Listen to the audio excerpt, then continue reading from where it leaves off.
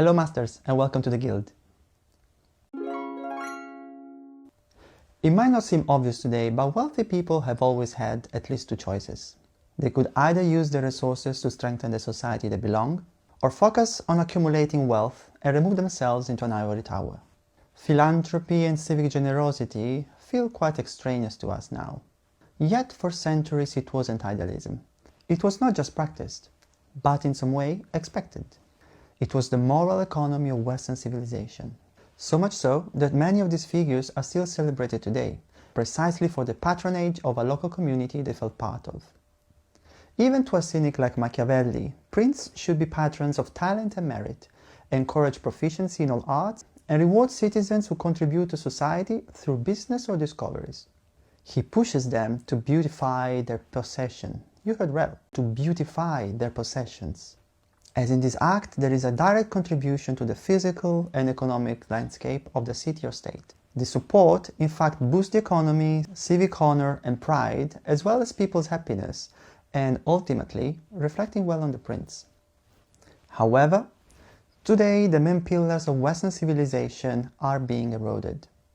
Meritocracy, shared culture, beauty, and even the idea that responsibility grows with privilege. In this episode, we explore the historical role of the wealthy, how central they were to building the good, the true, and the beautiful, and why, despite today's unprecedented accumulation of private wealth, that civic function has collapsed. But before we carry on, please like the video if you enjoy this topic, add comments sharing your opinion and suggestions for the channel, and don't forget to subscribe. This helps the channel tremendously. Thank you, Masters. I chose to live in Britain and become a British citizen. This country is a monarchy. When I took my citizenship oath, I swore loyalty to King Charles. Many British people I know mock the monarchy, fixating on their unfair privileges, while ignoring the extraordinary personal sacrifices required to maintain the institution. The late Queen Elizabeth II lived with almost no personal freedom. No spontaneous speech, no private opinions, not even choice of clothing. I bet she never walked in pyjamas in Buckingham Palace. But she gained respect because she embodied duty. And this is, in my opinion, one reason why many people dislike her nephew Harry. People perceive his request for privileges without balancing them with the responsibility and abnegation that a royal family member must endure, at least in appearance. This balance of privilege tied to obligation applies well beyond royalty. Wealth without duty is historically unstable. I come from Rome, where history records that 3 out of 4 Roman emperors all died meeting violent ends, not just in battle, but through assassination or execution. The lesson here is that power tolerated without service is power that eventually will be removed. Since travel and leisure became cheaper, it has been easy for anyone to wander historic European cities and see the obvious comparison with the modern neighborhoods they live in. If the past was backwards, oppressive, and ignorant, how did they build environments of such beauty that still inspire awe today? Why do contemporary people have no choice but to live in soulless environments? And how have people been conditioned to believe they neither deserve nor can aspire to beauty? We will touch on some of these topics in this video, but I'm planning for future episodes to address them in more detail.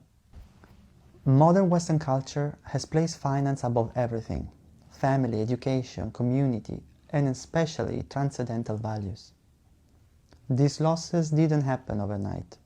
For centuries, Western culture was rooted in humanism, the Studia Humanitatis, an educational program aimed at creating wise and active citizens inspired by the wisdom of classical Greek and Roman texts. Knowledge was understood as a way to cultivate judgment, civic virtue, architectural discernment, and moral responsibility, all centered on 5 key disciplines which now feel completely reactionary and extraneous to modern education: grammar, rhetoric, poetry, history, and moral philosophy. The Medici family of Florence did not simply store their gold florins in chests. They used them also to ignite and catalyze a unique intellectual revolution, the Renaissance. Part of their wealth was used to directly fund artists, scholars, and scientists, who were rediscovering Greek philosophy, preserving and circulating ancient manuscripts, and reframing the purpose of knowledge itself beyond just the religious texts. Humanism was not performative. It was a civic project which saw that it was simply not enough to study or contemplate. One had to actively participate in their community and government. As you can imagine, the role of private wealth was central. The Renaissance, arguably one of the peak moments in human history, would simply not have existed without it. The local government's role was mostly bureaucratic and diplomatic. It was not to pay Ficino to translate Plato or Bracciolini to copy Vitruvius. The private funds of Cosimo de' Medici, however, founded a Platonic academy in Florence and established the first public library with more than 400 volumes at the monastery of San Marco, in Florence, not in Venice, which made scholarship accessible beyond private circles and set a standard for communal learning. Privates opening access to the community. It is important to note that historical patrons were not morally superior or God-enlightened figures.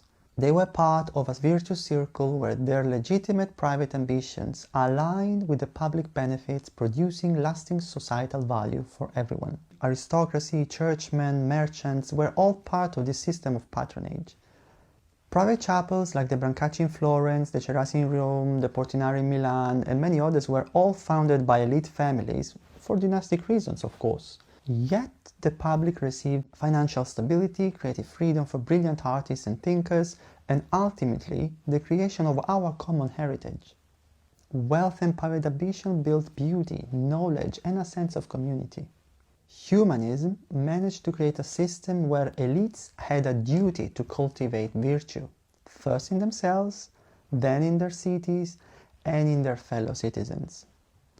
Patronage was not just about possessing the best art, it was about contributing to a cultural ecosystem. Think about this. One single family contributed to the patronage of Michelangelo, Galileo, Botticelli, Bramante, Brunelleschi. Simply amazing. A big shift happened in the 17th century, when the rise of experimental science changed the hierarchy of knowledge. The dominion of man over nature, as conceived by Bacon, privileged measurable results over moral and aesthetic judgment.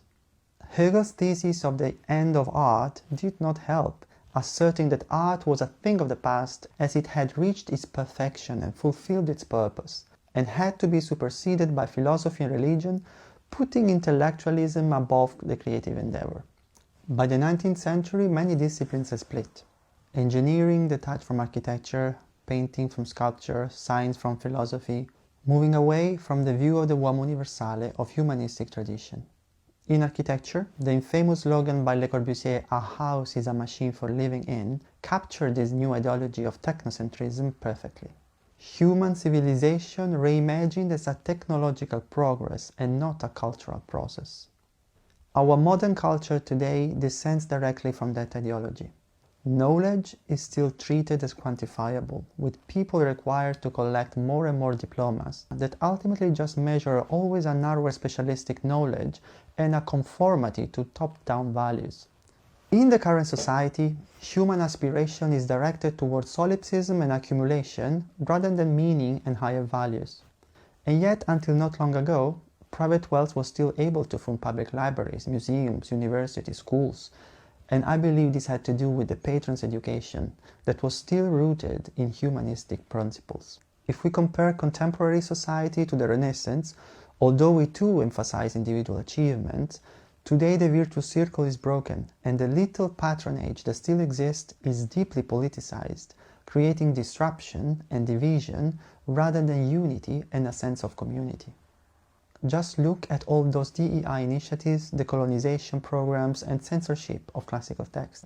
All are meant, in my view, to remove critical thinking, weaken the knowledge, and focus on the minutiae rather than the full depth that a classical education can provide. Private patrons who were classically educated, by contrast, demanded quality because they understood that their names were attached to the artwork, that ultimately people's care would ensure the longevity of their legacy. When, in the post-war period, socialist doctrines began colonizing educational and cultural institutions, Ideologically driven people kept hiring within the same ideology, producing a self-replicating environment in which traditional views were progressively excluded. Over time, this closed feedback loop has allowed only one cultural framework to dominate most public institutions. The new elites, financiers, corporate technocrats, politicians, subject to the same modern education, don't understand anymore the role of their accumulated wealth within society. Globalization gave the final blow, hyper-concentrating the power and wealth and completely severing the link between wealth and place. Economy became finance, and once money becomes abstracted from place and community, it is no longer invested in the social fabric. Its sole function becomes the generation of further capital. Consequentially, the arts have been suffering too. The finance-based system has indeed produced no Michelangelos, only trend-dependent, narrative-driven fake artists, famous for being more scandalous than the previous one. In architecture and art, modernist ideology reinforced this decline by removing anything that made them humane. Ornament condemned, craft dismissed, human scale abandoned, meaning and beauty falsely labeled relative and reactionary. The physical consequences are obvious. Narrative replaces design quality, speed beats material integrity, cost-cutting replaces longevity. A disposable shock culture replaced timeless values. The result is buildings that are aesthetically corrupt, physically obsolete within 30 years, and are despised from the locals from day one, having become mere speculative transactions. Judging from what the old continent has produced in the past 80 years, it might seem that democracy makes it impossible to have beautiful art and buildings. That is indeed a false correlation. The real problems are that 1. The standard of educations have collapsed, 2. The groups that once enforced quality, the patrons, guilds, clergy, completely lost their authority, as they too have been educated in the same corrupt system, and 3. The diffusion of modernist ideology, which again has been the mainstream approach taught in academia for a long time. The good news is that we already know how to make beautiful art, buildings and cities, because we have done so for millennia. Traditional and classical knowledge contain accumulated empirical knowledge, what makes humans feel safe and comfortable, how communities function, how nature and symbolic forms affect them. What current spreadsheets find as inefficiencies are in fact resilience, durability, civic meaning, and ultimately human well-being. In today's society, similar to the past, private wealth vastly outweighs public wealth. Society must encourage that a portion of this enormous private wealth must again be reinvested for the betterment of the physical and institutional fabric of our community, towards the good, the truth, and the beautiful. Rockefeller, the famous oil company magnate and philanthropist, put it clearly: every right implies a responsibility, every opportunity an obligation, every possession a duty. Modern elites like Elon Musk, Larry Ellison, Jeff Bezos, Mark Zuckerberg and all their friends are building deeper and thicker bunkers in their houses. But I want to suggest them that the only real bunker that they should worry about to build is the one made by the respect and appreciation of their fellow humans. If they want to build a legacy beyond the temporary headlines, they must regain their cultural role, beyond their own charity foundations that we all know are built primarily for fiscal reasons. They need to fund real art and craft, heritage, and contribute to the beautification of our cities. That is how private interest becomes public good. The few contemporary philanthropies that still exist are unfortunately trapped in modern narratives and fail to see the short-sightedness of spending to follow ideology rather than preserving tradition and classical education, which has proven again and again to be the only way to create real universal values for everyone. On this matter, history is unambiguous. Buildings and arts created with meaning, skill, and purpose will endure for centuries. and so will the names of those who founded them. Buildings and arts made only in contrast to something or as a polemic will decay quickly, and so will their legacy. The choice is therefore economic, political, environmental, but above all, moral. I want to conclude with a quote by Carnegie, the Scottish-American industrialist who built the immense US steel industry and became one of the world's richest men. He said that the man who dies thus rich dies disgraced. See you next time.